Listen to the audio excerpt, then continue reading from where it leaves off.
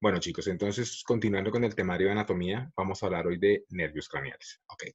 Esta clase va a ser extensa, nos va a tocar partirla en dos partes para poder hablar de todos los pares craneales.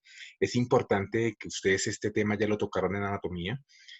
Toda la parte de anatomía extracraneal, el recorrido extracraneal, las ramas que tiene cada uno de los nervios y la forma como llegan y las relaciones anatómicas que tienen con cada una de las estructuras, ¿no?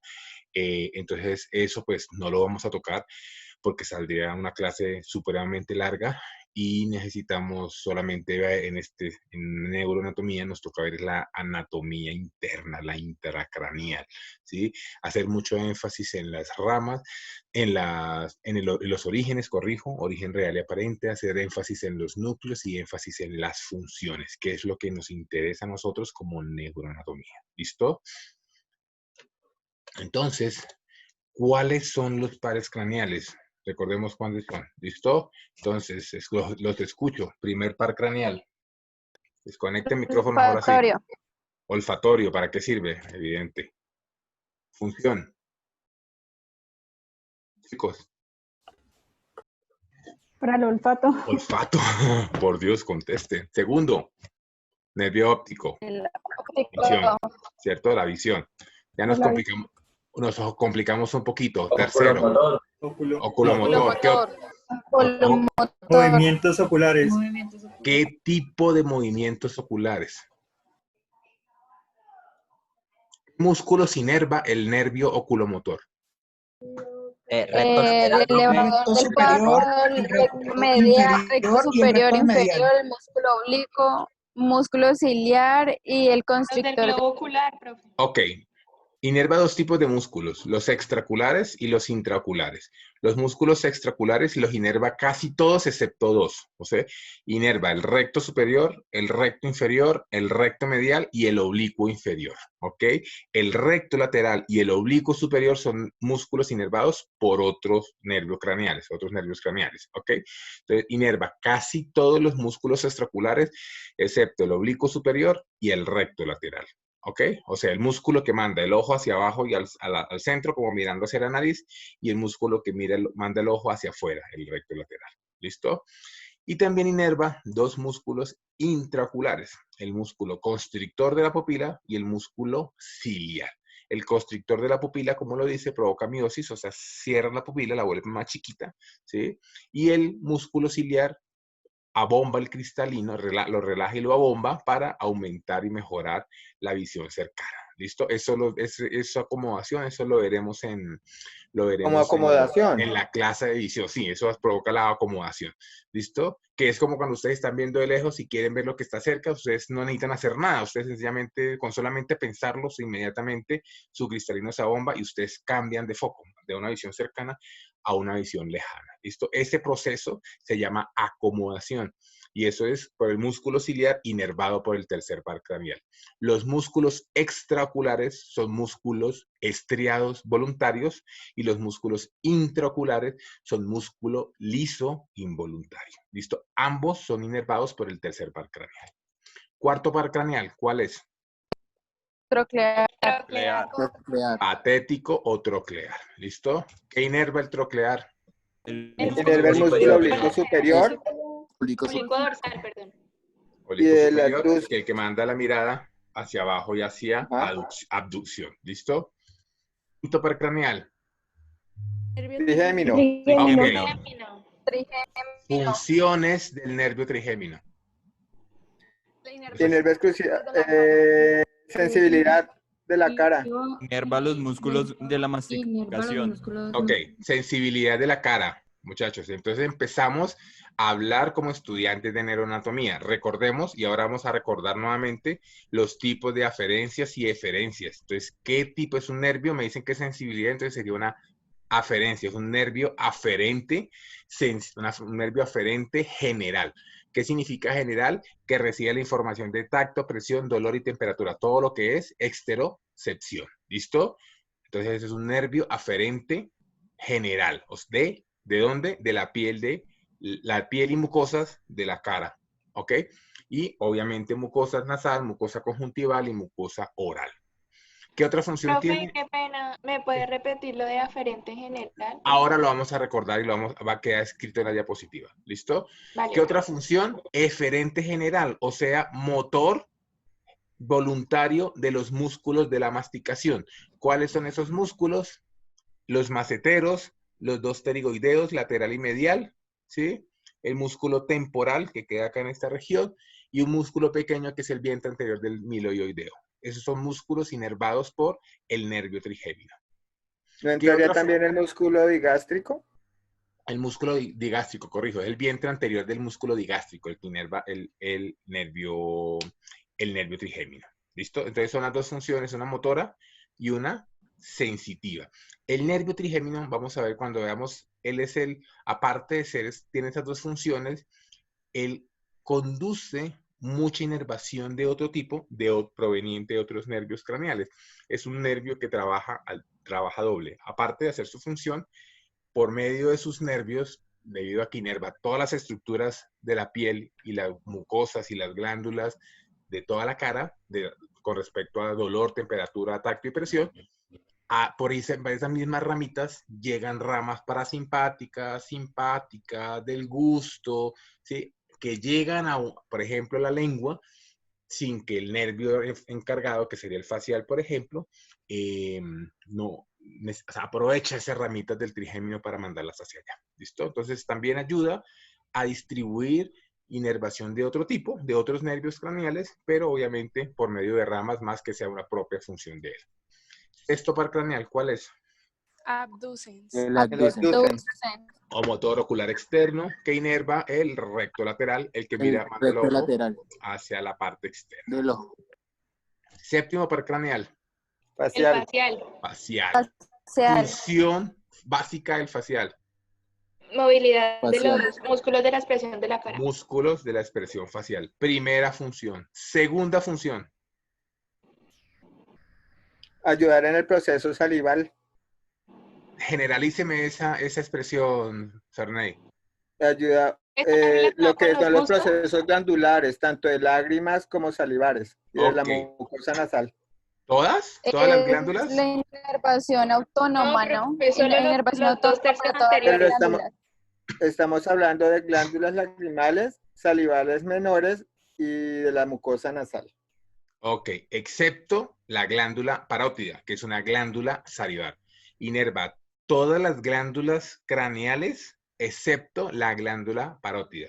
Entonces, las lagrimales, las de la mucosa nasal, las glándulas salivares menores, las glándulas salivares mayores, que son la submandibular, la sublingual, excepto la parótida. Entonces, inerva todas las glándulas de la cara, del cráneo, excepto la parótida. ¿Listo?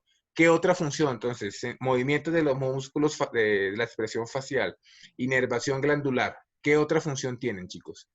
Sensibilidad del Tiene conducto función en ciliar. 2/3 de la Para lengua. la piel del conducto. Inervación gustativa o aferente especial de los 2/3 anteriores de la lengua. Entonces empezamos a tener ahí es importante que tengan claro, cuando yo les pregunte, por ejemplo, en un quiz de una inervación, ¿cuál es la inervación aferente general y la aferente especial de la punta de la lengua, por ejemplo? ¿Sí? Una cosa es que yo me muerda la punta de la lengua, esa sensación de dolor viaja por el trigémino, pero si yo le meto la puntica de la lengua en el equipe, que es dulce, me voy a dar cuenta del sabor, no por el trigémino, sino por el facial. ¿Listo? Entonces son dos inervaciones completamente diferentes. Y la inervación del gusto, que la recibe el facial, lo hace por medio de ramas que se comunican por ese mismo nervio lingual, que es rama del trigémino. O sea, ahí empieza el nervio facial a aprovechar las ramas del trigémino para poder llegar a la mucosa lingual. De igual manera, llega a la glándula lagrimal, a las glándulas nasales, a las glándulas salivares menores, llega hasta allá, pero por medio de ramas trigeminales. ¿Listo? Cuarta función, entonces, movimientos de expresión facial, secreción glandular, ¿sí? De los gusto de los 2/3 anteriores de la lengua. ¿Qué otra? La sensibilidad de Sensibilidad la de la piel del profe. conducto auditivo externo y de la cara interna de la oreja. Ok, perfecto. ¿Y otra función? Encargada de cerrar. Inerva los músculos del oído interno. Hay dos músculos pequeños, muy chiquitos, que son los músculos más pequeños del cuerpo, que es el estapedio y el tensor del tímpano. Uno de esos, el más importante, que es el estapedio, está inervado por el nervio facial. ¿Ok? ¿Cuál es la función de ese músculo estapedio, chicos? Protegernos de los ruidos fuertes, ¿sí? Evitar que la membrana timpánica se mueva demasiado, entonces lo que hace es tensarla para que sea menos sensible a los ruidos muy fuertes. Por eso al principio, cuando llegamos a una discoteca o un concierto, nos duelen los oídos, nos molesta el ruido y poco a poco nos vamos a ir como acostumbrando. Eso es función central de la formación reticular, pero el oído interno también ayuda. Ese músculo jala, tensa el tímpano y hace que seamos menos sensibles a los ruidos fuertes. ¿Listo? Entonces son 5 funciones del nervio facial.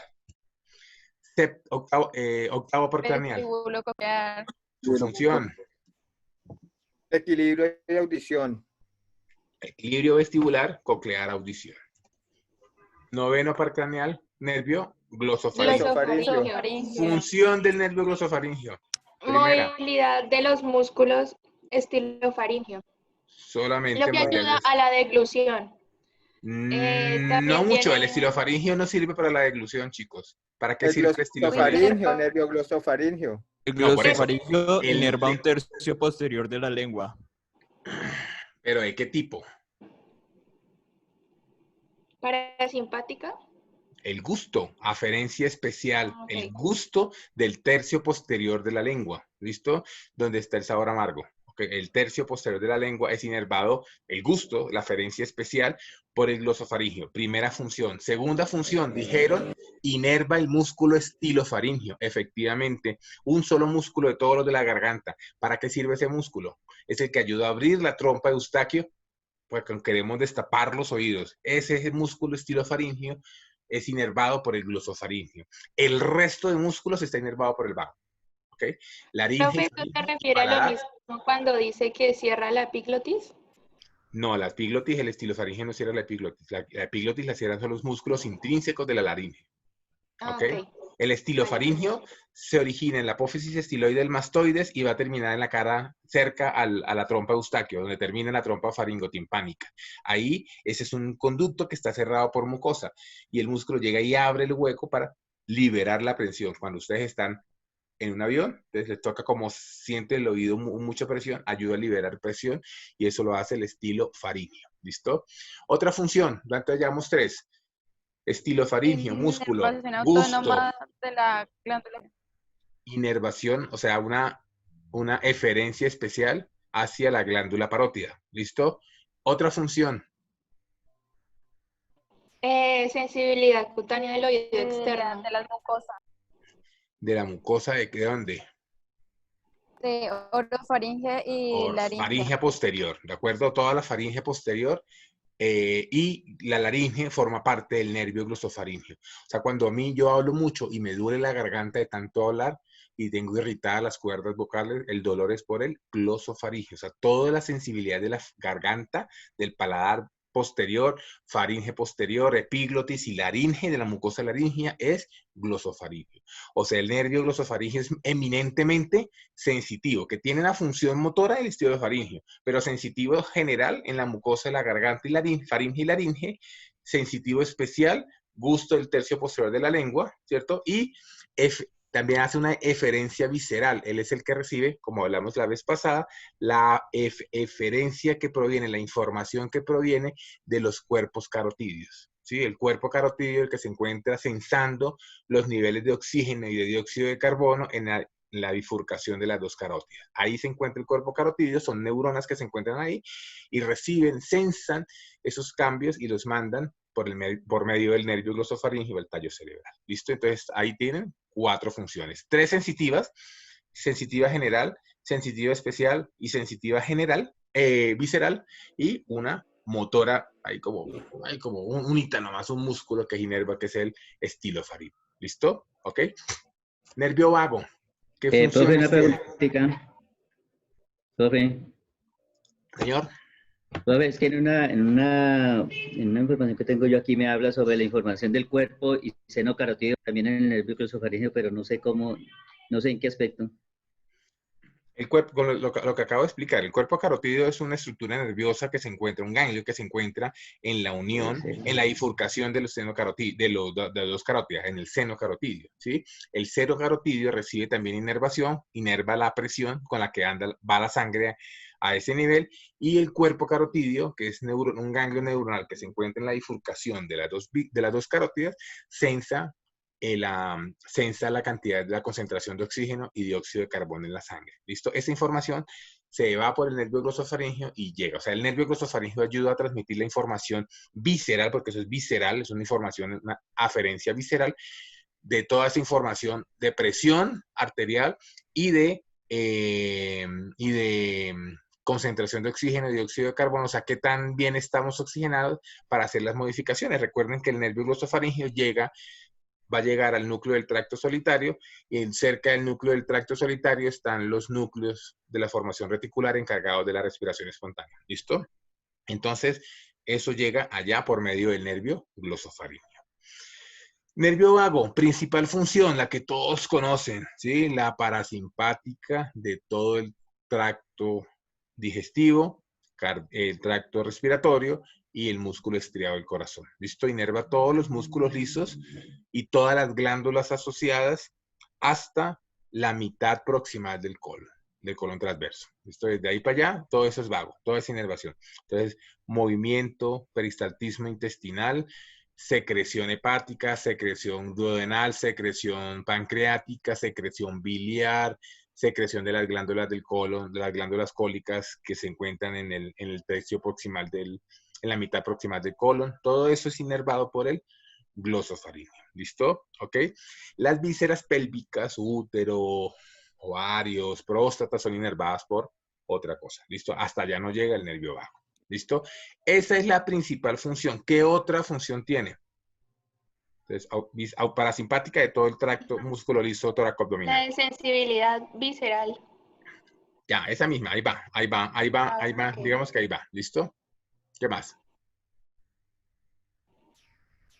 Lo acabamos de decir.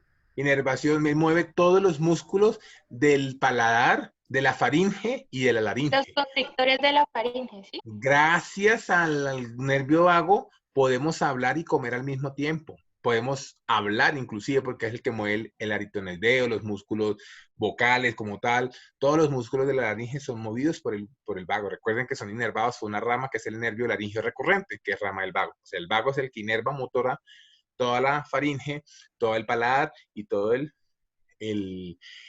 los músculos laringeos. ¿Listo? ¿Qué otra función tiene el vago?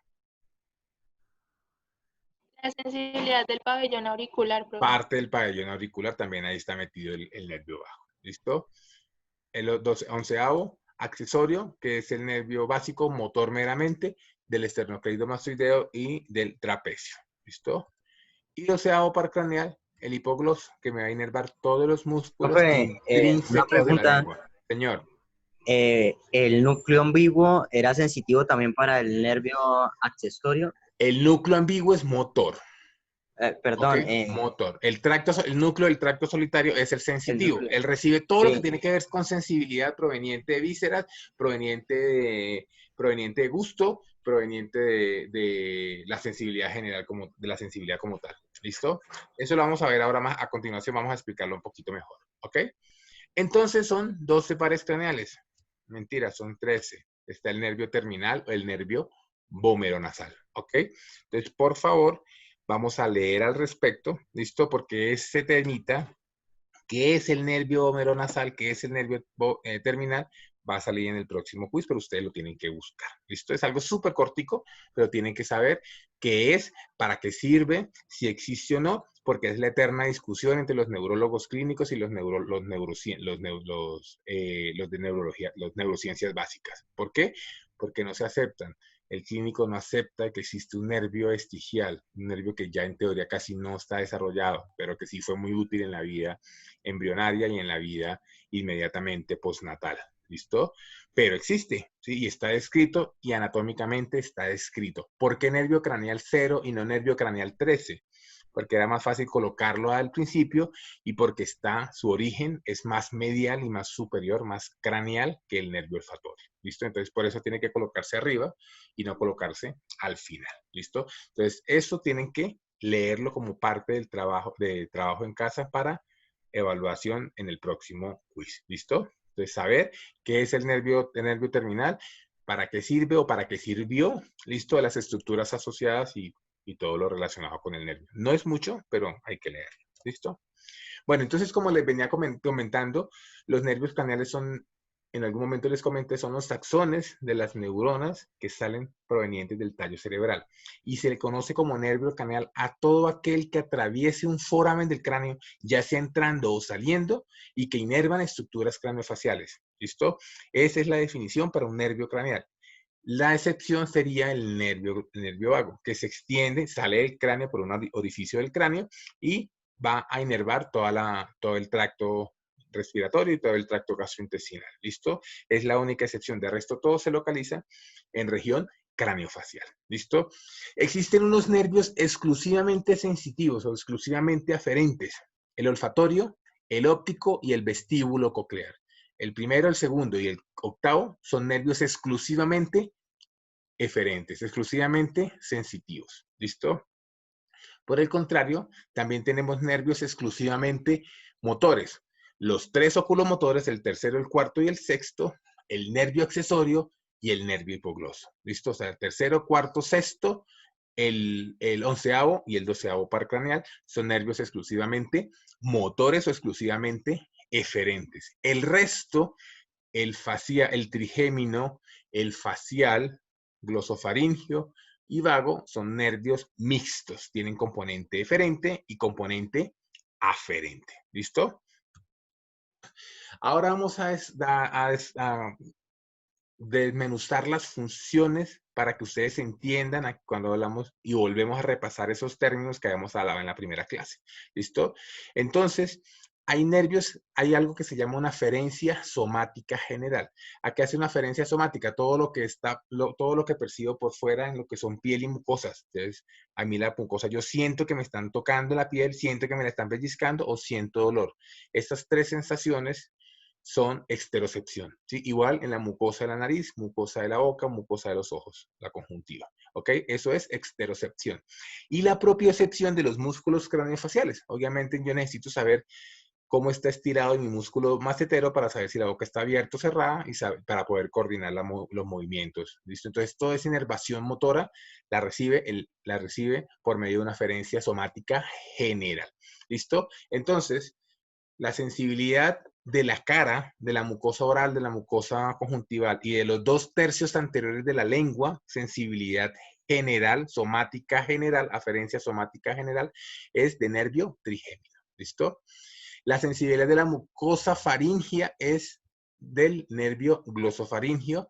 La sensibilidad de la mucosa laríngea, ahí hay dudas, muchos aún a estas alturas del paseo hablan de que forma parte del glosofaringio, algunos hablan de que forma parte del vago, ¿listo? Lo único cierto es que alguno de los dos nervios, y en los libros de anatomía que he revisado, el gran consenso es que es inervada por el vago, ¿listo? Así como la parte motora, también inerva la parte sensitiva. Entonces, la sensibilidad general, aferencia general, está repartida en tres nervios: el trigémino, el glosofaringio y el vago. ¿Listo? Ahora vamos a atender unas cositas diferentes que les voy a explicar. ¿Listo? Aferencia somática especial. ¿Qué hace especial? Los órganos de los sentidos. O sea, la sensorial. Los órganos de los sentidos. Todos los sentidos menos el tacto, que ya lo mencionamos. ¿Listo? El olfato por el nervio olfatorio, óptico, la visión, el gusto repartido en tres nervios, facial, 2/3 anteriores de la lengua, glosofaringio, tercio posterior de la lengua, y vago, todo lo que tenga que ver con base de la lengua y faringe es inervado. Esa información gustativa la recibe el vago. ¿Listo? Y por último, la audición y el equilibrio por medio del nervio vestíbulo coclear. Entonces tenemos una aferencia general, que es tacto, presión, dolor, la aferencia especial, que es órganos de los sentidos, y la aferencia visceral. La aferencia visceral, la que proviene del tracto respiratorio y digestivo, es del nervio vago, y la que proviene del seno y el cuerpo carotídeo es del nervio glosofaringio. ¿Listo?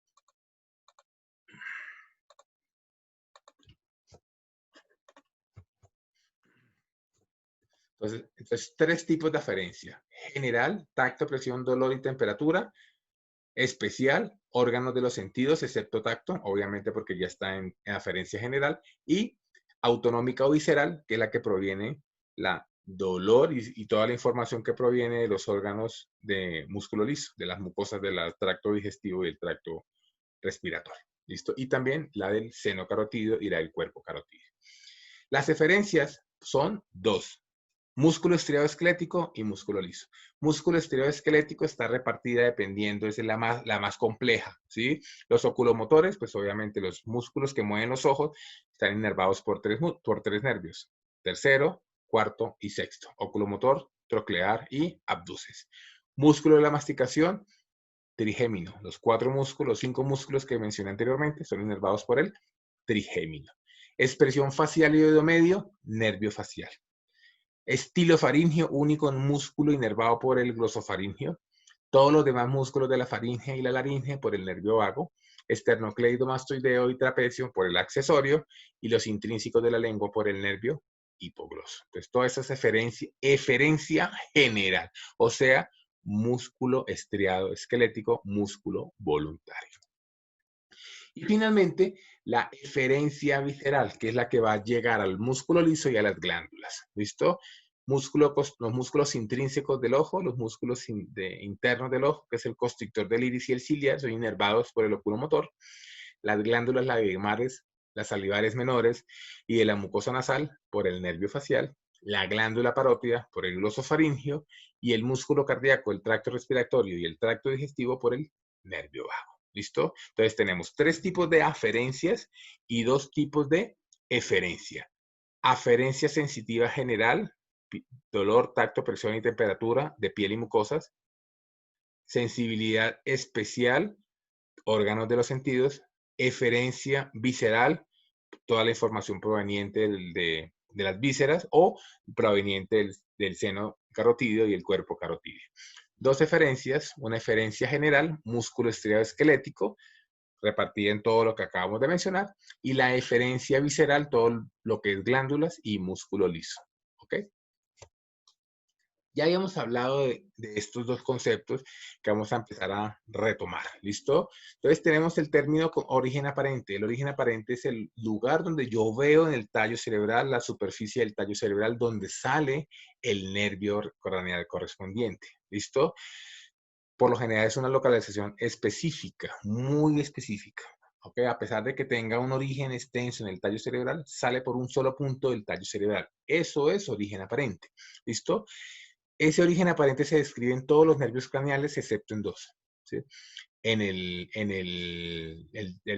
primero, el olfatorio, y el segundo. ¿Por qué? Porque no nacen del tallo cerebral, nacen del diencéfalo, que lo veremos después. ¿Listo? Esos 2 pares craneales no tienen origen aparente, o no se les describe el origen aparente. ¿Listo? Como les decía, el origen aparente, por ejemplo, del quinto par craneal, es la cara anterolateral de la protuberancia. Míralo ahí como sale y perfora la protuberancia y se ve a este nivel. Ese es el origen aparente del nervio trigémino. ¿Listo? Y tenemos el término origen real, que es el lugar exacto donde se encuentran las neuronas que mandan o reciben los axones provenientes del nervio como tal. Este lugar exacto puede ser muy diferente al origen aparente y no es tan estrictamente específico y localizado como el origen aparente, ¿sí? Por lo general, un nervio, al menos los nervios mixtos, tienen varios núcleos, o sea, varios orígenes real, de donde grupos de neuronas que se originan en el par craneal. Entonces, ese origen real puede ser múltiple en algunos nervios como el trigémino, ¿sí? Entonces, acá tenemos el trigémino. Su origen aparente es la cara muy puntual, la cara anterolateral de la protuberancia, pero su origen real en cuatro núcleos.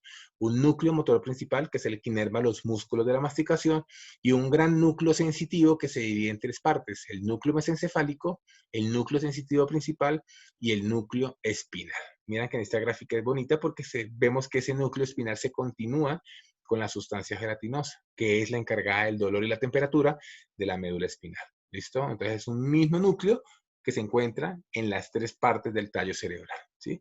Se describen como núcleos independientes porque cada uno tiene su función, como vamos a ver a continuación, pero es meramente núcleo sensitivo. ¿Listo? Mesencefálico, núcleo sensitivo principal y el núcleo espinal junto con el núcleo motor del trigémino. ¿Listo? Entonces, si yo les pregunto, ¿cuál es el origen aparente? Cara lateral de la protuberancia, cara anterolateral de la protuberancia. ¿Listo? ¿Cuál es el origen real del nervio trigémino? Cuatro orígenes reales.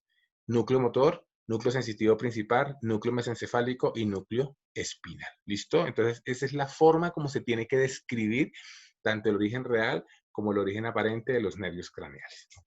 ¿Listo? Entonces, vamos a hacer un rápido repaso. Ya sabemos el origen aparente porque lo vimos y ustedes lo hicieron en el como parte del taller, el origen aparente de los pares craneales.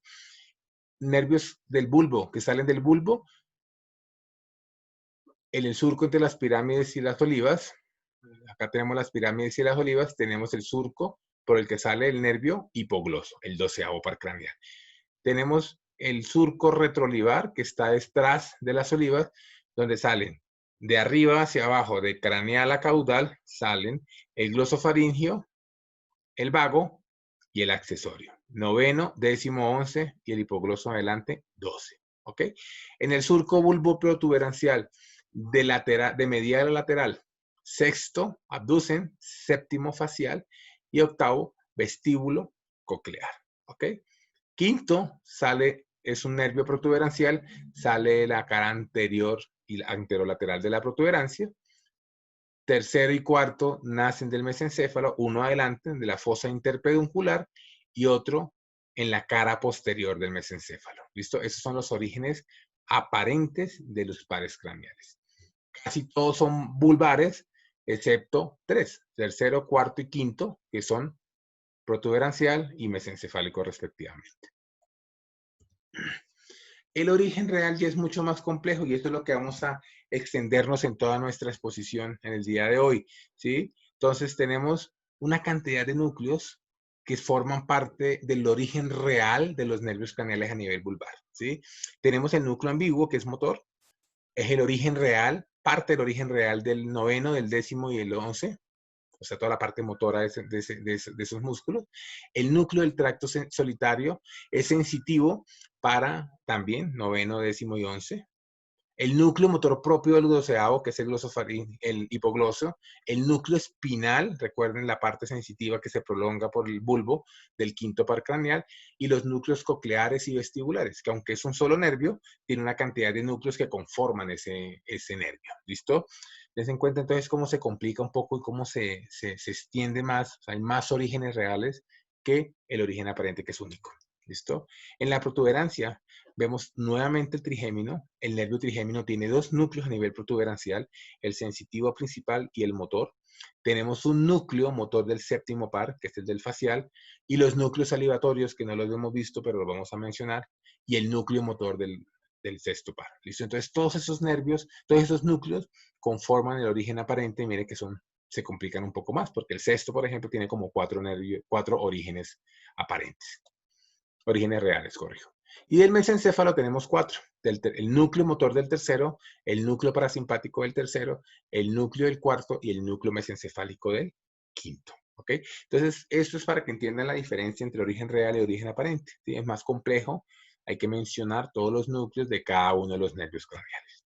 Acá tenemos como una especie de gráfica resumen. Y la volveremos a ver cuando terminemos la exposición para que sea mucho más fácil identificarla. A un lado tenemos lo sensitivo. Al otro lado tenemos lo motor y dependiendo del tipo de núcleo, pues tenemos el color. ¿Listo? Lo azul es sensibilidad, lo que se conoce como sensibilidad general, aferencia general, ¿cierto? Mira todo el nervio trigémino, ¿sí? Tenemos en verde, por ejemplo, estos son sensibilidad especial, todo lo que tiene que ver con audición y equilibrio, eso es un órgano de los sentidos, es una aferencia especial. Vemos que parte del tracto solitario, míralo, que está en moradito, tiene un componente verde, que es donde sale el gusto, que también es una sensibilidad aferente, ¿sí? Tenemos acá en morado todo el resto de sensibilidad, lo que tiene que ver con sensibilidad de una deferencia visceral. El tracto solitario es un núcleo sensitivo eferente visceral. Recibe toda la información proveniente de las vísceras y también, obviamente, del gusto en la parte más craneal. ¿Ok? Al otro lado tenemos lo motor. En rojo, el motor visceral, los motores generales, o sea, los motores del músculo estriado esquelético, oculomotor, el troclear, el núcleo del abducens y el núcleo este es el núcleo del nervio hipogloso, ¿sí? Tenemos los parasimpáticos, el núcleo de Engel-Westphal, los núcleos salivares, el núcleo motor dorsal del vago, y tenemos los mixtos, los otros núcleos tienen componente mixto, como el núcleo accesorio, como el núcleo ambiguo, que es este, o como el núcleo motor del facial. ¿Vamos claro hasta ahí, muchachos? ¿Vamos bien? Son puros conceptos generales, aún no nos hemos metido en nervio respectivo. Entonces, cuando hablamos de núcleos de nervios craneales, hablamos de neuronas. Ahí están las neuronas que van a formar, cuyos axones forman el nervio craneal. ¿Listo? Esos núcleos pueden ser motores o pueden ser sensitivos. Por lo general, a pesar de que el nervio es mixto, su porción motora y su porción sensitiva está completamente bien diferenciada. Inclusive, el motor general y el motor visceral también están completamente bien diferenciadas. ¿Ok? Entonces, a pesar de ser nervios craneales mixtos, sus núcleos son meramente motores o meramente sensitivos. Los núcleos motores ahí se encuentran, cuando hablamos de neuronas motoras, tenemos a la neurona motora superior, que es la que ordena el movimiento, y la neurona motora inferior, que es la que realiza, la que inerva directamente el músculo. Esa neurona motora inferior, esa misma neurona motora inferior que habíamos descrito en el asta anterior de la médula espinal, se encuentra en los núcleos motores de los pares craneales, ¿sí? Reciben información de la corteza por algo que se llama los tractos córtico-nucleares, ¿sí? Si la neurona motora inferior de la médula espinal me recibe la información de la corteza cerebral mediante el tracto córtico espinal, estos núcleos motores reciben información del tracto córtico nuclear, que desciende pegadito al tracto córtico espinal y baja por el pedúnculo cerebral, y ya en el tallo cerebral se va empezando a desprender a cada uno de los nervios craneales. Por eso es que no vemos tracto córtico vulvar después de la protuberancia, porque ya a ese nivel se ha difundido y ha desaparecido como tracto. Por lo general, los núcleos motores tienden a ser mediales, ¿cierto? En la mitad del tallo cerebral, y tienden a ser anteriores, o sea, ¿listo? Por lo general. Hay algunas excepciones, pero por lo general los núcleos motores son anteriores y más mediales. Los núcleos sensitivos, ahí está la neurona de segundo orden. Recordemos que en sensibilidad tenemos 3 neuronas, una en el sistema nervioso periférico, una en la médula o en el tallo cerebral y otra a nivel del tálamo, que es la vía que lleva la información sensitiva a la corteza cerebral. Ahí en los núcleos sensitivos se encuentra la neurona de segundo orden, que es equivalente a la neurona de la sustancia gelatinosa, del núcleo dorsal o de los núcleos gracílico uniforme que hemos descrito anteriormente. Reciben la información de la neurona externa de la neurona periférica, que es la ganglionar, y mandan la información hacia arriba, hacia el tálamo. Por lo general, igualmente que los motores, tienden a ser más laterales y más posteriores en la localización en el tallo cerebral. Los 2 primeros pares craneales, el primero y el segundo, no tienen núcleo. De esa manera, tampoco se les describe origen real. ¿Listo? O sea, es muy difícil hablar de origen real porque no hay un núcleo como tal, sino están dispersos, neuronas dispersas en la retina o neuronas dispersas en la mucosa olfatoria. Vamos a empezar a hablar del primer par craneal. ¿Alguna pregunta hasta acá, muchachos? ¿Alguna duda? Bueno, ok. Por el momento no. ¿Señora? Que por el momento no, profe. Ok, listo. Maravilloso. Ok, porque ya nos metemos en lo bueno. Nervio olfatorio, primer par craneal. Nervio exclusivamente sensorial, exclusivamente aferente especial. Conformado por láminas, por fibras nerviosas que atraviesan la lámina cribosa del hueso etmoides. La neurona, el nervio olfatorio no es un nervio, como uno pensaría que es esto. Los nervios olfatorios son las raicillas que atraviesan desde la mucosa olfatoria, atraviesan la lámina cribosa del etmoides, en la parte frontal anterior, ¿cierto? Y llegan al bulbo olfatorio. O sea, el nervio olfatorio como tal no son 2, uno a cada lado, sino son muchas raicillas al lado y lado en la lámina etmoides que atraviesan y llegan a los bulbos olfatorios que se encuentran en la cara inferior del cerebro. ¿Listo? Entonces, el nervio olfatorio está conformado por estas raicillas, ¿sí? Estas raicillas son el nervio olfatorio, llegan al bulbo olfatorio y desde ahí se dirigen hacia el cerebro por medio del tracto olfatorio. ¿Listo? Entonces, cuando hablemos de nervio olfatorio, hacemos referencia a estas pequeñas ramitas, no al gran tronco que se ve descrito por lo general en libros no médicos, que ese es el nervio olfatorio. El nervio olfatorio son las raicillas que atraviesan la lámina gibosa. ¿Listo? Desde ahí llega el bulbo olfatorio, se dirige hacia atrás al tracto olfatorio y ese tracto olfatorio se divide en dos, una cintilla olfatoria medial y una cintilla olfatoria lateral. La cintilla olfatoria lateral es la que lleva la información olfatoria a la corteza cerebral para que la identifiquemos, ¿sí?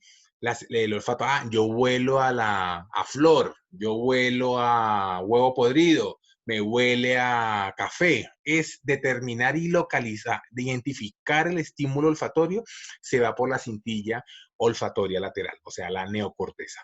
La cintilla olfatoria medial se mete y se dirige ¿hacia dónde? Al hipocampo. Y es el que desencadena las respuestas vegetativas y emocionales desencadenadas por el olfato. El olfato es poderosísimo desencadenando recuerdos y es poderosísimo desencadenando reacciones viscerales, ¿sí?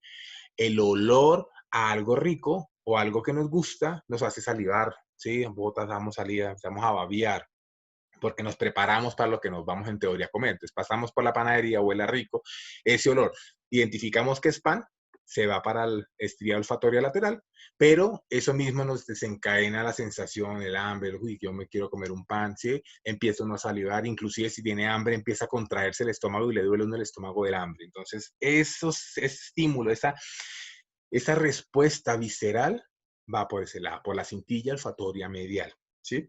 También, por ejemplo, que el olor, determinado olor, me recuerde a alguien, ¿sí?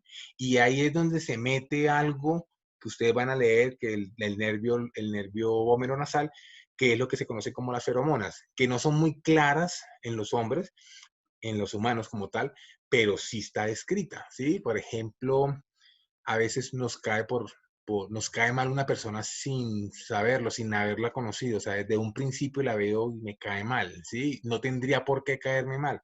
Efectivamente, reacción cruzada huele muy parecido a una persona que me cae mal por alguna razón real, ¿sí? Por lo general.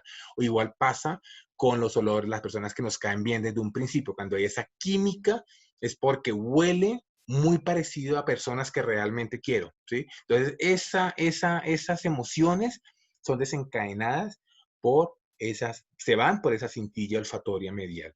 En animales es mucho más claro, obviamente la perra hembra huele, el perro macho huele, la perra hembra está en celo y va, y eso no hay nada que lo detenga, ¿sí? Nosotros sí tenemos nuestros frenos porque tenemos corteza frontal, pero nuestro proceso de conquista no es tan guiado por feromonas, pero sí nos hemos dado cuenta, y ustedes me pueden dar fe, de que hay personas que podrán ser muy bonitas físicamente y podrán estar dentro de nuestro prototipo físico de atractivo de una persona, pero por alguna razón nos repele. O sea, como que no, sí está linda, pero no, ¿sí? Por esa razón, porque no nos cae bien químicamente. Esa química es por el nervio vomeronasal, que ustedes lo que van a leer después. ¿Listo? Entonces tenemos dos estrías que se divide ese nervio olfatorio, ese tracto olfatorio, en una lateral hacia la corteza olfatoria y en una medial hacia el hipotálamo y los circuitos límbicos, que son los circuitos emocionales. ¿Listo? No vamos a hablar más del primer par craneal porque vamos a tener toda una clase de olfatorio para hablar de él. ¿Ok? Segundo par craneal, el óptico, también es exclusivamente sensorial, el nervio aferente especial de la visión. ¿Sí? No se le describe origen real, pero en teoría, si tendríamos que describirlo, lo localizaríamos en las neuronas de la retina. Hay unas neuronas en la retina. Recuerden que la retina forma parte del sistema nervioso central del diencéfalo, es una prolongación del diencéfalo.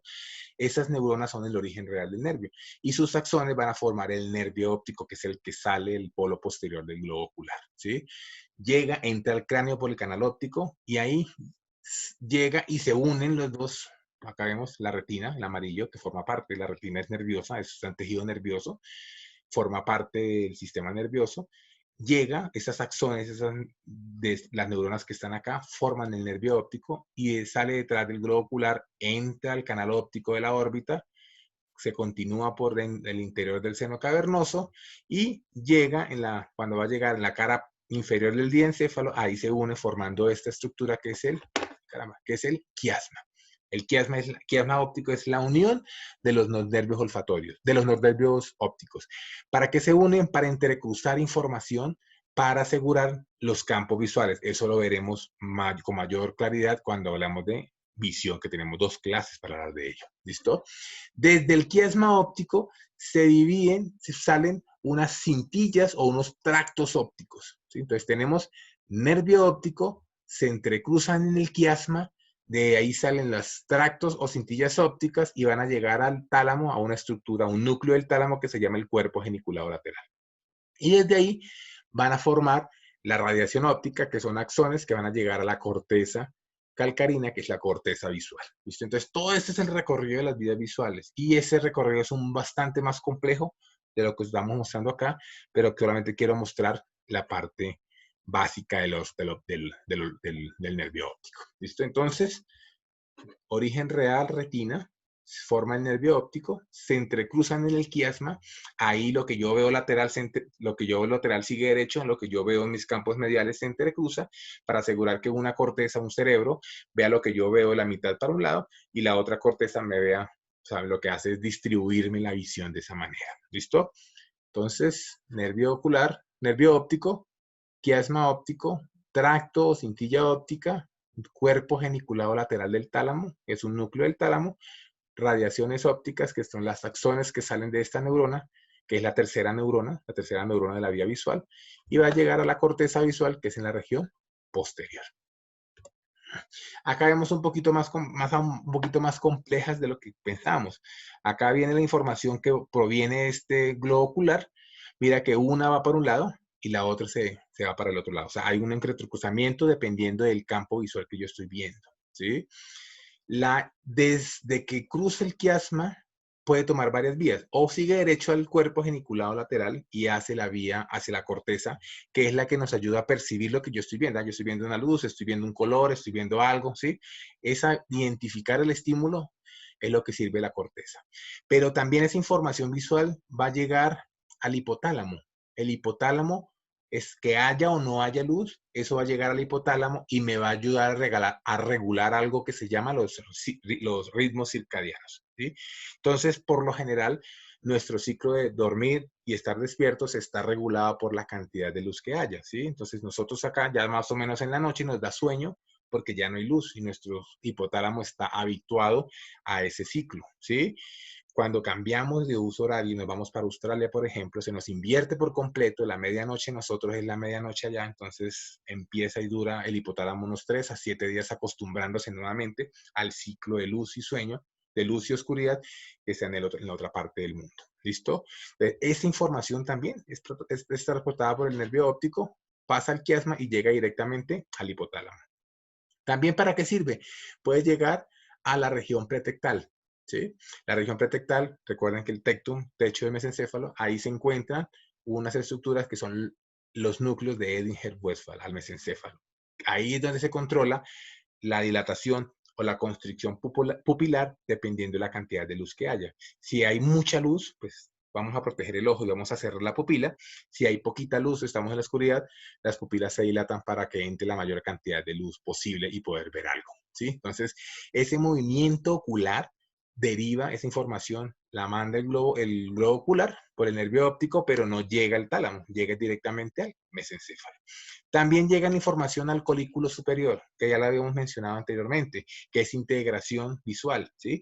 Entonces, no solamente que lo que yo veo es lo que me manda la información, sino lo que yo creo que vi. Entonces, estoy acá y veo una sombra, no alcanzo a saber qué alcancé a ver, entonces, como respuesta natural, voy a buscar, mandar los ojos hacia el estímulo y mover todo mi cuerpo buscando ese estímulo. Esos reflejos son integrados en el colículo superior. Y eso es, obviamente, parte de las vías visuales accesorias que veremos en el capítulo correspondiente. Es como un abrebocas de la función del nervio óptico. ¿Listo?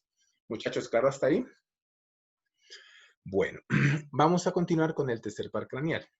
De aquí en adelante, muchachos, y como parte de trabajo en casa, van de cada par craneal que veamos, yo voy a hablar de la parte central y de la parte nueva que ustedes estamos viendo en este semestre. Todo lo relacionado con la anatomía extracraneal lo tienen que leer nuevamente.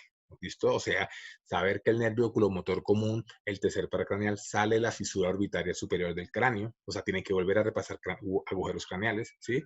Que ese nervio tercer par craneal entra por el seno, está en el seno cavernoso, en una relación estrecha con la pared lateral del seno cavernoso, llega a la órbita y se divide en una rama superior y una rama inferior, y cada rama va a inervar un músculo. Eso ustedes lo tienen que estudiar por su propia cuenta, ¿de acuerdo? O sea, a pesar de que no lo hablemos acá, lo tienen que volver a repasar porque tenemos que hablar de manera integral los pares craneales. Les recomiendo la Target. Es conciso, a pesar de ser largo en teoría, es conciso y es lo más cercano a la anatomía real, porque es un tratado de anatomía. Entonces, les recomiendo volver nuevamente a revisar, aparte del origen real y el aparente, que lo vamos a hablar acá, hablar recorrido intracraneal, recorrido extracraneal y ramas terminales y ramas accesorias de cada uno de los pares craneales. ¿Listo, chicos? Entonces, eso se los puedo preguntar en los quizzes. Y de aquí en adelante, nervios craneales va a ser un tema que va a entrar en cualquier quiz del primero, segundo o tercer corte. ¿Listo? O sea, nervios craneales se los voy a evaluar como un quiz próximamente, pero puede entrar en cualquier quiz. La persona que no sepa de nervios craneales no pasa neurociencias. ¿Listo? Entonces es importante que quede claro que es tema fijo de todos los quizzes de aquí en adelante. Puede que no salga, pero puede que sí. ¿Listo? Entonces, este tema es súper importante. Y incluye la parte extracraneal, que ustedes la van a estudiar por su propia cuenta. Si no tienen la target de Moore, de lo que tengan, pero tienen que leer la parte extracraneal, lo que ustedes vieron ya en segundo semestre. Tercer par craneal, el nervio ocular, el oculomotor o el oculomotor común, es el nervio oficial, el nombre oficial en este momento. Es un nervio exclusivamente motor. Tiene un componente doble, pero ambos son componentes motores. Un eferente general y un eferente visceral. El eferente general va a varios músculos. A los rectos, recto medial, recto superior, recto inferior. Va al músculo elevador del párpado superior y va al músculo oblicuo inferior. O sea, aparte de inervar los extraoculares, inerva un músculo más que es el elevador del párpado superior. ¿Listo? El componente visceral va a los músculos lisos, al músculo constrictor del iris, de la pupila, que es el que cierra la pupila, y el músculo ciliar, que es el que me relaja el cristalino y se abomba para ver de cerca. Estos dos componentes, ambos son del nervio oculomotor. El origen aparente, ¿cuál es? La fosa interpeduncular del mesencéfalo. Acá la vemos, acá se origina el nervio, ¿cierto? Y el origen real está conformado por dos núcleos. El núcleo motor principal, que queda cerca al acueducto cerebral, en la sustancia gris periacueductal, y el núcleo parasimpático de Edinger-Westphal, que es el que manda los axones para esta porción visceral. Entonces, acá está el origen aparente en la fosa interpeduncular del mesencéfalo, ahí sale mi lógico, ¿cierto? Y tenemos el origen real, dos núcleos. Tenemos el núcleo motor principal del tercer par, el núcleo motor como tal, del tercer par, y tenemos medialmente unos núcleos, que es el núcleo de Edinger-Westphal, que se encuentran un poquito más medial y están completamente separados del núcleo motor general. ¿Listo? Entonces, el origen real del tercer par craneal está en el mesencéfalo, cerquita y por delante del acueducto cerebral, ¿sí? El núcleo del tercer par craneal es el más grande y el más lateral, y el núcleo de Edinger-Westphal es un poquito más medial. Tense en cuenta la localización tan cerquita que tienen del núcleo del fascículo longitudinal medial, que es el encargado de integrar los núcleos de los oculomotores. ¿Listo? Cuando veamos movimientos oculares, no es solamente mover el ojo para arriba y para abajo, sino que tengo que conjugarlo con el del otro lado. Si yo voy a mirar, por ejemplo, si voy a mirar este lado hacia acá, yo voy a contraer el recto lateral de este ojo, pero voy a contraer el recto medial. O sea, son dos nervios craneales completamente diferentes. Entonces, esa integración la hace el fascículo longitudinal medial. ¿Listo? O sea, no activo nervio músculo independiente, sino grupos musculares. Entonces, dos orígenes. Mire, todo esto es núcleo del tercer par craneal, el motor principal, y tenemos el núcleo parasimpático o núcleo de Edinger-Westphal. Estos forman los axones que van a atravesar el núcleo rojo, mire, lo van a pasar por a través del núcleo rojo y van a salir de la fosa interpeduncular. Tercer par craneal, un nervio exclusivamente motor. Motor somático, motor general y motor visceral. Acá vemos las relaciones, vemos cómo entra la fisura orbitaria superior, ¿sí? Entra con todos los otros nervios, los otros pares craneales. Recordemos que en órbita hay dos fisuras, la orbitaria superior y la inferior.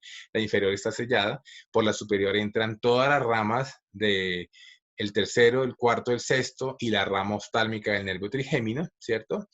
Llega y ese tercer par craneal se divide en dos ramas, una rama superior y una rama inferior. ¿Listo? Manda unas ramas a un ganglio, que es el ganglio ciliar, que lo veremos un poquito mejor en la par cuando hablemos de autonómico, pero ustedes ya tienen un conocimiento, un bagaje de que ese ganglio se encuentra pegado al globo ocular y recibe fibras parasimpáticas del tercer par craneal y recibe fibras simpáticas para mandárselos a los músculos intraoculares. ¿Ok? Toda la información de este recorrido es la que tienen que leer en un libro de anatomía normal, no de neuroanatomía. ¿Qué pasa si yo daño el tercer par craneal?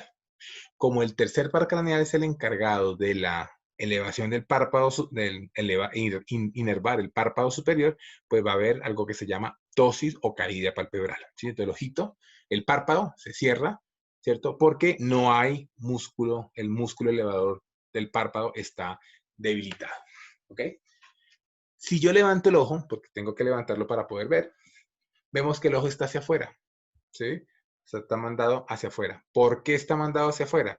Porque el músculo, para yo poder tener la mirada central, tengo que tener un tono muscular en ambos ojos. El que lo manda para afuera, que es el recto lateral, el que lo manda para adentro, abducción, que es el recto medial. ¿Sí? Uno es el sexto y esto es el tercero.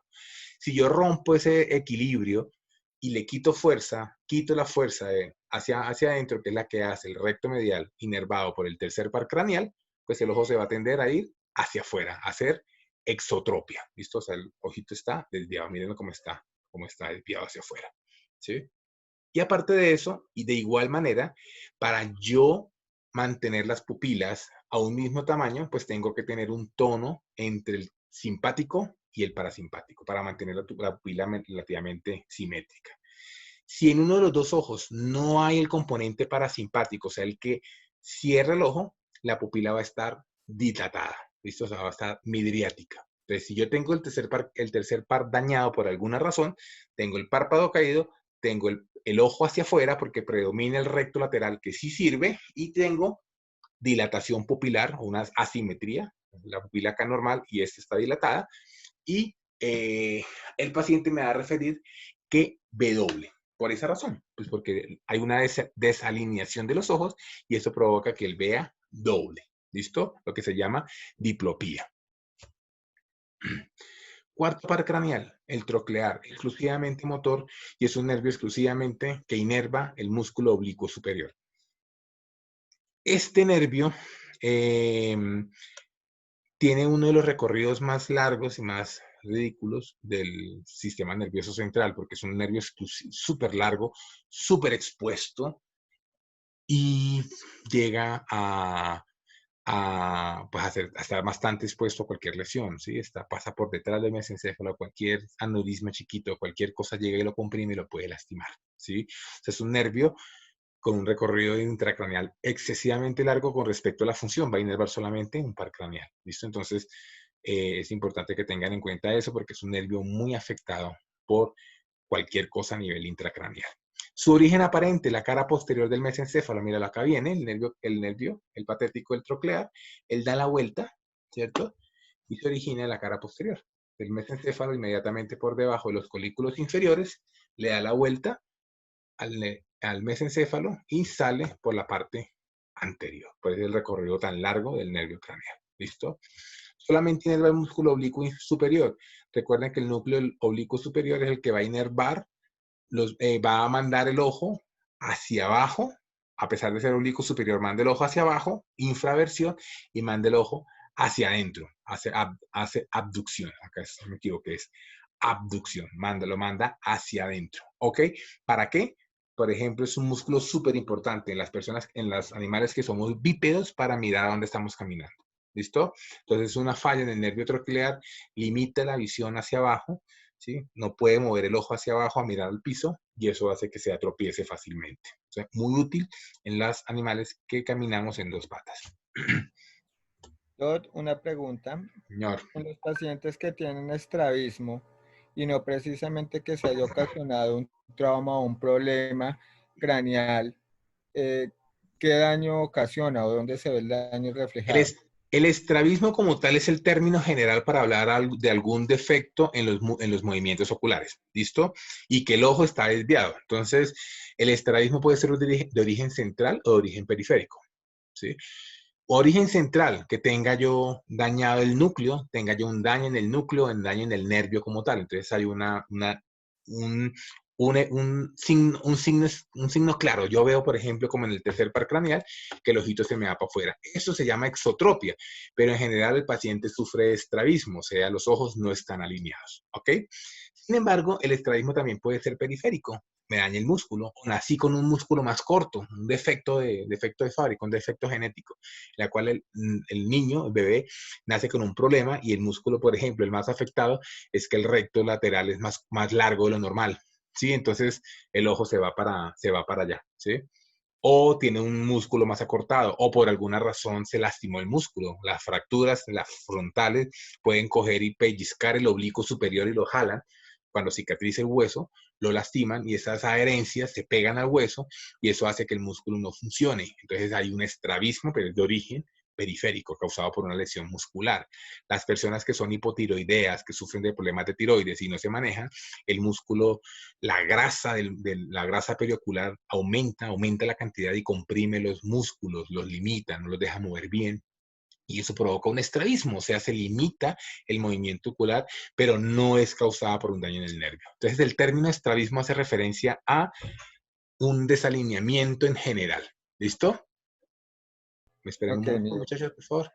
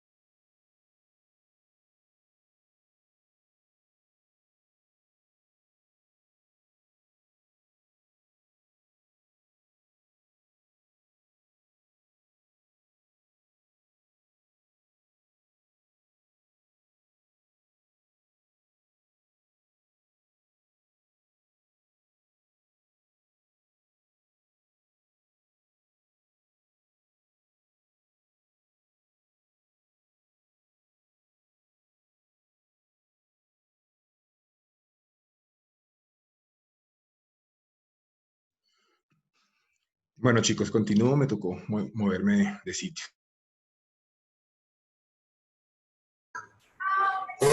Hola, chicos, ahora sí. Me tocó cambiarme, qué pena con ustedes la interrupción. El nervio troclear, el estrabismo como tal, puede ser de varias causas, puede ser central o periférico. Entonces, el término estrabismo es muy general, ¿listo? Una de las causas, del origen del estrabismo es la lesión de alguno de los pares craneales, pero no es la única. Entonces, el término estrabismo es sencillamente desalineamiento de los ojos por alguna razón. Inclusive puede haber desalineamiento de los ojos con un problema cerebeloso, de la cual los ojos no están coordinados. ¿Y los nistagmus? Eso es cerebeloso, eso lo veremos cuando vemos cerebelo. ¿Listo, chicos? Pero eso ya es un problema cerebeloso. El movimiento involuntario de los ojos es un problema cerebeloso. Acá tenemos el origen aparente, cómo sale la cara posterior. Y acá tenemos el origen real, un solo núcleo, porque es un solo músculo, ¿sí?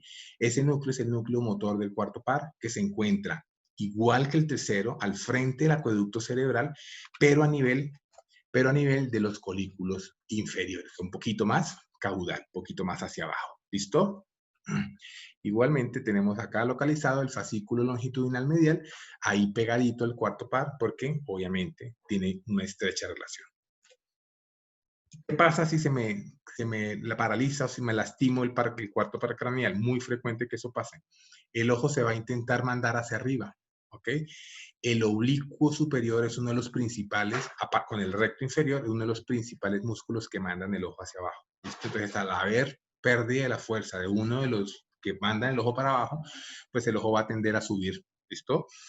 Para subir los ojos uso el recto superior y el oblicuo inferior. Para bajarlo uso el recto inferior y el oblicuo superior. Entonces, como no lo puedo bajar completamente porque falta el oblicuo superior, entonces el ojo tiende a estar hacia afuera, ¿sí? Lo que se llama una hipertropia. Una hipertropia del ojo o un ojo que se tiende a ir hacia afuera. El paciente va a tener una diplopía, igual va a haber doble, pero a diferencia de la diplopía del paciente del tercer par craneal, que ellos ven ven doble así, ¿sí? Ven a uno al lado del otro. En estos pacientes ellos ven uno encima del otro. Ven doble, pero la imagen doble, la imagen duplicada se ve arriba, obviamente porque el ojo tiende a estar hacia arriba. En algunos casos, cuando se da cuenta, a veces el déficit es muy sutil, como pasa acá con este paciente. Yo quiero darme cuenta, porque no parece que no se le ve un déficit muy claro, entonces pongo al paciente a mover los ojos y nos damos cuenta que él tiene una limitación para dos movimientos. Para la infraversión, ¿cierto? En ese caso el paciente no lo tiene. El paciente mire que los ojos están alineados, ninguno de los dos está ni arriba ni abajo. Y tenemos abducción, ¿sí? No puede hacer una abducción. Entonces, mire que acá le acercamos poco a poco y él va acercando los ojos y mire que ese se va quedando un poquito rezagado, ¿ok? O sea, no puede hacer una buena abducción, ¿listo? Pero el signo característico de la parálisis del par craneal cuarto es esto, que es la hipertropia, el ojo desviado hacia arriba, ¿listo? Sexto par craneal, el nervio trigémino. Es un nervio mixto, básicamente motor general, una aferencia general y una eferencia general. ¿Listo? Inerva piel de sensibilidad normal y inerva músculos estriado esquelético. ¿Cuál es el componente sensitivo? Sensibilidad de la piel de la cara, sensibilidad de las mucosas, tanto conjuntival, nasal y oral.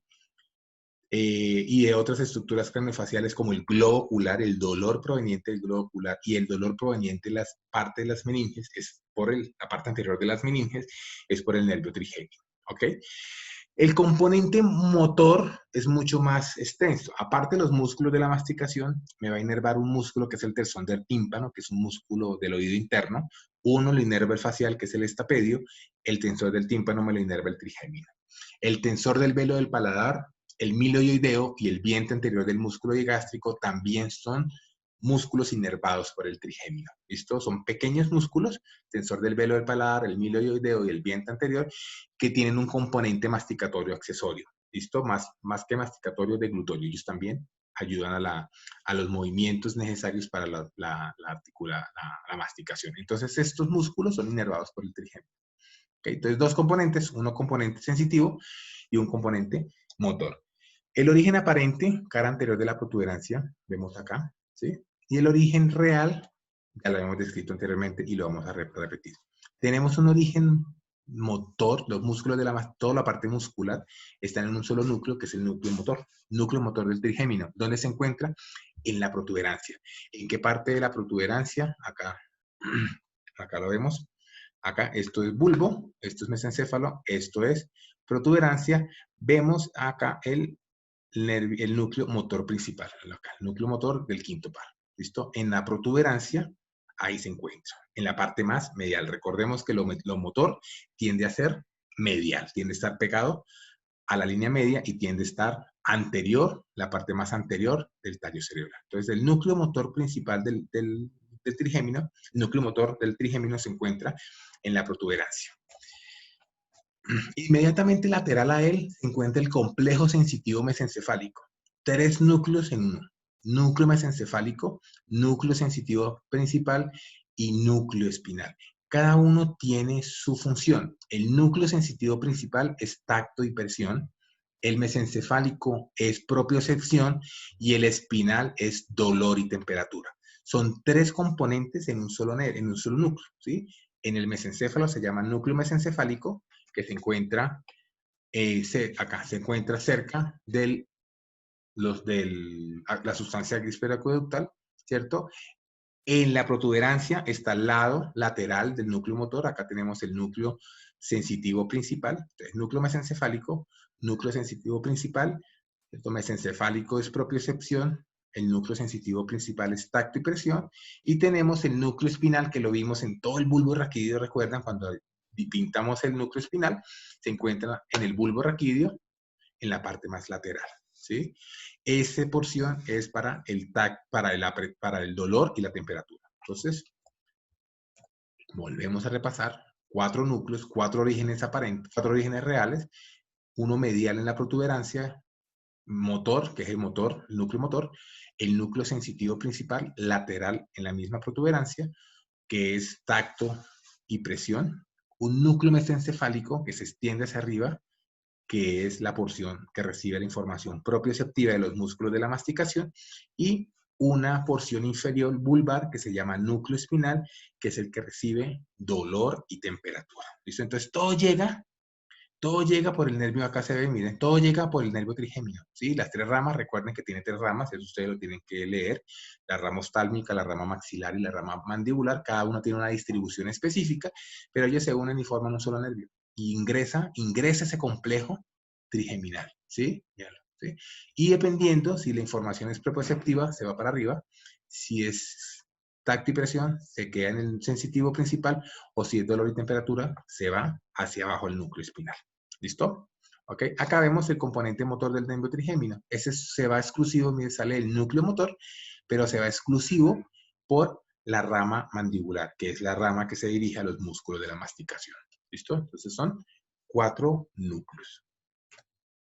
Acá vemos cómo se distribuye, miren, ¿sí? Una rama oftálmica en la parte superior de la cara, una rama maxilar y una rama mandibular. Todas se unen en el ganglio trigeminal. En el ganglio trigeminal se encuentra la neurona de primer orden, que viene siendo correspondiente y análoga a la neurona del ganglio de la raíz posterior de la médula espinal. Sí, cuando ya hablamos en médula, que tenemos ese ganglio ya, que es el que recibe la información de la piel, ese ganglio es reemplazado por el ganglio trigeminal a este nivel. ¿Listo? Entonces aquí está la neurona de primer orden de esa vía. ¿Listo? Esa neurona de primer orden se va a la neurona de segundo orden, que se encontraría en ese núcleo sensitivo gigantesco que existe en todo el tallo. Núcleo mesencefálico, núcleo sensitivo principal y núcleo espinal. Muchachos, ¿alguna duda?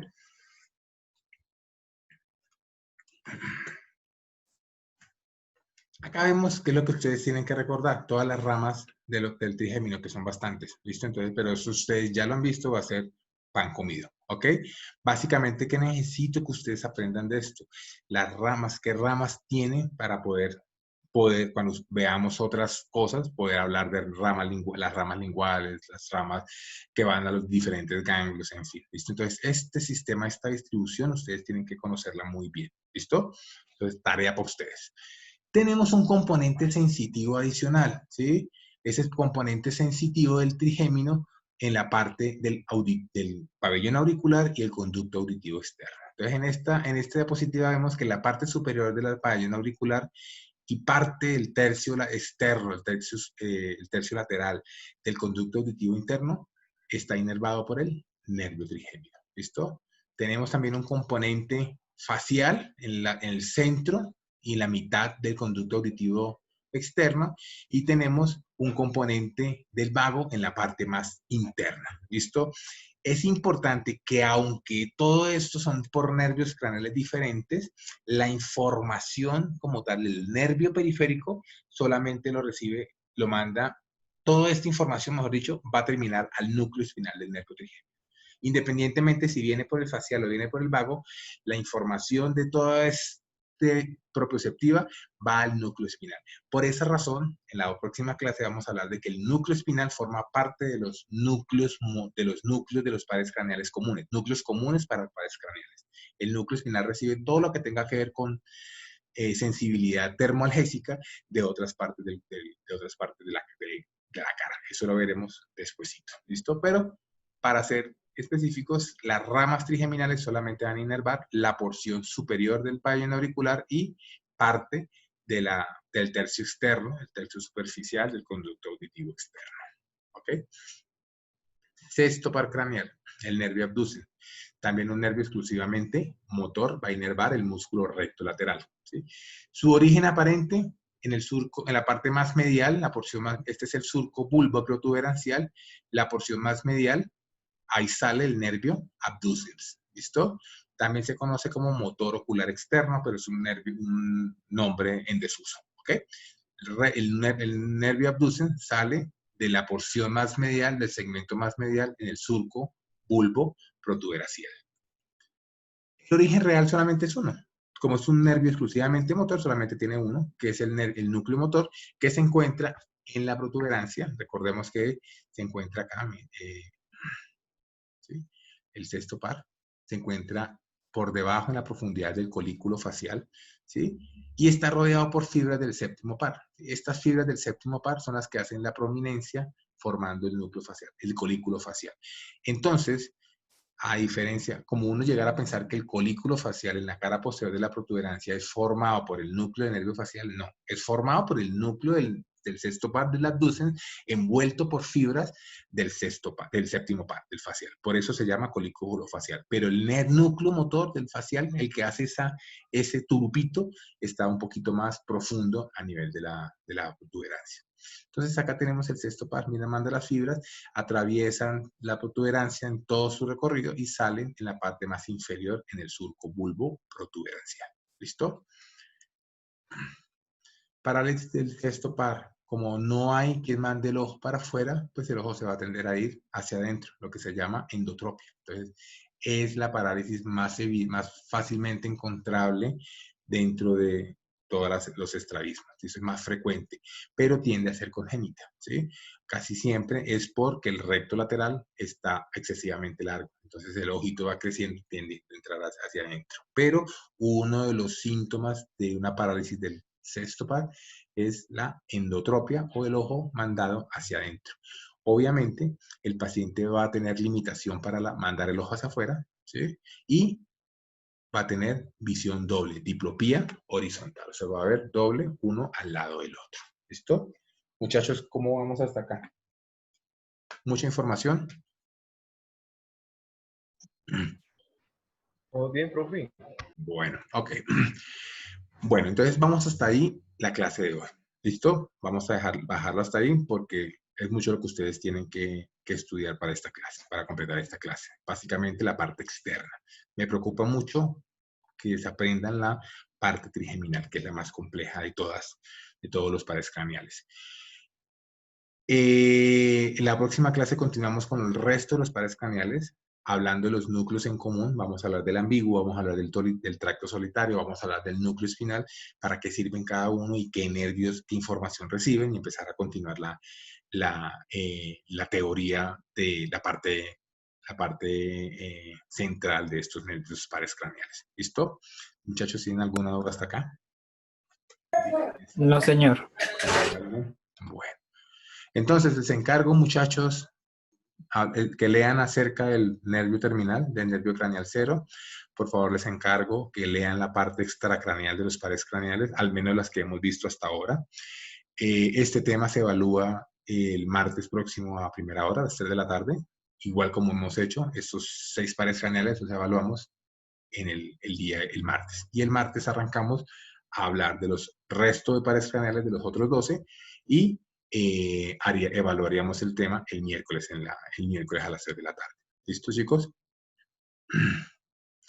Bueno, entonces... Maravilloso, profe. Profe, ¿cómo es que es? Núcleo ambiguo y tracto solitario. ¿Cuál es el de sensibilidad y el motor? Con respecto a trigémino, supongo. No, el núcleo ambiguo no lo hemos hablado. Lo hemos mencionado, pero no hemos hablado de él. En este caso, si tú estás hablando de la parte del trigémino, que tiene un componente, tiene 4 núcleos. El núcleo motor del nervio trigémino y el complejo sensitivo del trigémino, que está conformado por 3 núcleos. Uno mesencefálico, que recibe información proprioceptiva, uno sensitivo principal, tacto y presión, y uno espinal en el bulbo raquídeo, que recibe información de dolor y temperatura. ¿Listo? Todo esto es un solo núcleo separado funcionalmente en 3 núcleos, y cada uno obviamente va a recibir las fibras de esta neurona que se encuentra en el ganglio trigémino. La información llega acá y acá se reparte dependiendo de qué tipo de función sea. ¿Listo? Y este es el núcleo motor que se encuentra en la misma protuberancia, pero un poquito más medial, ¿sí? Y es el que va a mandar la información por la rama mandibular a todos los músculos de la masticación. ¿Tú dices que estudiar qué, perdón? ¿Cómo? ¿Que estudiar qué? Discúlpame. Que no Nervio terminal, el nervio craneal 0, y toda la parte anatómica extracraneal de los pares craneales, de los seis primeros pares craneales. ¿Listo? ¿Ok? Todo lo que tenga que ver con anatomía de los pares craneales externos, que ustedes lo vieron también en un pedacito de clase en cabeza y cuello, lo van a volver a recordar. ¿Listo? Para traerlo a colación. Entonces, todo eso me lo tienen que estudiar. Esto más el componente que les voy a poner a leer, que ustedes lo verán. ¿De dónde lo leen? Les recomiendo la Target. Es maravilloso la lectura de la Target. Pero si no, entonces de Moore, de la anatomía que tengan, sacan información de toda la región extracraneal. ¿Listo? Ramas terminales, ramas colaterales, por qué orificio del cráneo salen, cuáles sus relaciones anatómicas cuando salen, en fin, todo eso ustedes lo tienen que volver a leer y a repasar. Y ustedes y en algún momento se los evaluaron. ¿Listo? Bueno, chicos, si no hay ninguna otra pregunta, entonces damos por terminada la clase de hoy.